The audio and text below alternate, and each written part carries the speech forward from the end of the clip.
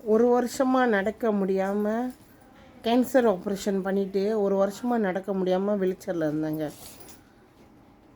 எல்லாத்துக்கும் தெரியல, நான் வீடியோ நிறைய போட்டிருக்கேன். ஒரு வருஷம் இப்போ நடக்கிறேன்.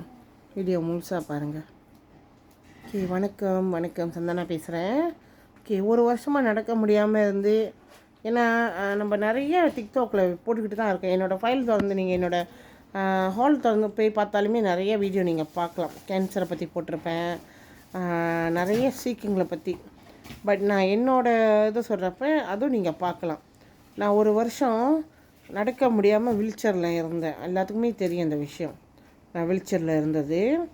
ஸோ நான் அப்படி இருந்து ஒரு வருஷம் கழித்து எப்படி நான் நடந்தேன், நம்மளோட எல்லோரா பேண்ட்ஸுங்க, எல்லோரா ஸ்டாக்கிங்க. ஒரு வருஷம் டாக்டரு நானும் ஹாஸ்பிட்டலுக்கு கையுமாக ஏறி அலைஞ்சிருக்கேன். எதுவுமே எனக்கு உதவி செய்யலான்ச்சா, கடைசி வரைக்கும் நம்ம ஊனம் ஆகிட்டோம் அப்படின்னு. ஸோ ரொம்ப மன உளைச்சலில் இருந்தேன். ஆனால் நான் என் கால் மறுத்துச்சு பார்த்திங்களா, என் பாதம் மறுக்க ஆரம்பிச்சிருச்சு. எனக்கு தெரிஞ்சு போச்சு ஸ்ட்ரோக் அடிக்க போகுதுன்னு. நான் உடனே என்ன செஞ்சேன், ப்ரைவேட்டுக்கு ஓடினேன், காசு கட்டி பார்த்தேன். அதுவும் எனக்கு பலன் கொடுக்கல. ஒரு மாதம் 1000 வெள்ளிக்கு மேலே செலவு பண்ணேன், பலன் கொடுக்கல. பட் எல்லோரா ஸ்ட்ரோக்கீன் வாங்கி போட்டேங்க. ஒரே மாதம் என்னை எழுந்திரிச்சு நடக்க வச்சிச்சு அந்த ஸ்டாக்கின்னு. ஒரே மாதம் எழுந்திரிச்சு நடந்தேன். அதே மாதிரி 12 வயசுலேருந்து நான் நொண்டி நடப்பேன். என் கால், என்னோடய இடுப்பு, நம்மளோட இடுப்பு இருக்குல்ல, அந்த அந்த செப்பை எலும்போட மூட்டு இருக்குல்ல, பெரிய மூட்டு, அந்த மூட்டு என்னோட மக்கி போயிருக்குது, ரிப்போர்ட் ஆகிட்டுருக்கு, எப்போ வேணாலும் உடையும். ஸோ அந்த முட்டு ரிப்போர்ட் ஆகுனது எனக்கு இப்போ எப்போ வேணாலும் உடைஞ்சிரும். என்னோடய இடுப்பு எலும்புக்கிட்ட உள்ள அந்த முட்டு. எனக்கு டாக்டர் ஒரு 7-8 வருஷமாக என்னைய தொந்தரவு பண்ணுறாங்க ஆப்ரேஷன் பண்ண சொல்லி. ஏன்னா எலும்பு உடஞ்சிருச்சுன்னா இன்னும் பிரச்சனையாகிடும். நீ ஒரு சைட்டு 3 மாதம் அங்கே ஆப்ரேஷன் பண்ணி இன்னொரு சைட்டு பண்ணணும். ஆனால் நான் பயப்படுறது என்னதுக்குன்னா, நடக்க முடியாமல் போயிடுச்சுன்னா. நானும் நிறைய கேள்வி டாக்டர் 7-8 வருஷமாக அந்த கேள்விங்களை கேட்டுக்கிட்டு தான் இருக்கேன். ஒரு நாள் 2 நாளுங்க, 7-8 வருஷமாக நான் கேட்குறேன், ஆப்ரேஷன் பண்ணால் என்னால் நடக்க முடியுமா? 100%, 99% சொல்லுவாங்க, அந்த 1% சொல்ல மாட்டாங்க. அப்போ அந்த 8 வருஷமாக நானும் தள்ளி வச்சுக்கிட்டு தான் அங்கே இருக்கேன். ஆனால் லாஸ்ட்டாக நான் வேணாம் ஆப்ரேஷன் சொல்கிறப்ப ஒரு டாக்டர் வாயால் சொன்னார், ஆமாம்மா பண்ணாதீங்க. உங்களுக்கு தெரியுதா, 8 வருஷமாக எல்லா டாக்டரும் என்னை பண்ண சொன்னாங்க.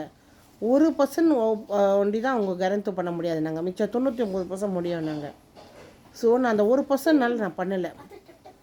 ஸோ அதுக்கப்புறக்கு வேணான்னு சொன்ன பிறகு இந்த இப்போதைக்கு கடைசியாக லாஸ்ட்டாக பார்க்குறப்ப டாக்டர் என்ன தெரியுமா சொன்னார், நீங்கள் பண்ணாமல் இருக்கிறதே நல்லதுமா, உண்மையாக நடக்க முடியாமல் போயிடும் உங்களால் அப்படின்னு. அப்போ உங்களுக்கு தெரியுதா நான் என்ன விஷயத்தை நான் கரெக்டாக செஞ்சேனே. இந்த மாதிரி தான் நான் ஒவ்வொரு விஷயத்துலையும் பார்த்து தேர்ந்து எடுப்பேன் ஒரு விஷயத்த. நான் ஒரு விஷயத்தை தேர்ந்தெடுத்தேன்னா அந்த விஷயம் சரியாக இருக்கும். அது எனக்கு என்னோடய விஷயத்தில் மட்டும், ரொம்ப பெரிய விஷயத்துலையும் எல்லா விஷயத்துலையும் நான் ஒரு விஷயத்தை தேர்ந்தெடுத்தேன்னா அது சரியாக இருக்கும். நான் அது கரெக்டாக எல்லாத்தையும் தேடுவேன். ஸோ அதே மாதிரி தான் இந்த கால் எனக்கு இந்த மாதிரி ஆன பிறகு. அப்போ அந்த 11 வயசில் நொண்டி நடக்கப்போ ரொம்ப பேர் என்னை பார்த்து சிரிச்சிருக்காங்க, கேலி பண்ணியிருக்காங்க, பாவப்பட்டிருக்காங்க. தெரியும்ல நம்ம நொண்டி நடந்தா. ரொம்ப பேர் கேட்டிருக்காங்க, உங்களுக்கு என்ன ஒரு கால் கட்டையா, ஒரு கால் நீட்டா அப்படின்னு. இந்த எல்லோரா பேண்ட்ஸ் போட்டு 6 மாதம் 38 வருஷம் என்னோடய வலி போணுச்சு. 38 வருஷம் நான் பட்ட அந்த வேதனை தீர்ந்துச்சு. இன்றைக்கி நார்மலாக எல்லோரும் மாதிரி நான் நடக்கிறேன். நொண்டி நடக்கலைங்க, நார்மலாக நடக்கிறேன், நொண்டாமல். பெரிய அதிசயம் இல்லை அந்த எல்லோரா பேண்ட் செஞ்சது, எனக்கே நம்ப முடியல. நிறைய அற்புதங்கள் நடந்திருக்கு, ஆனால் இது நம்ப முடியாத ஒரு அற்புதம். ஏன்னா எலும்பு உடஞ்சிருச்சு, என்னோட மக்கி இருக்குது.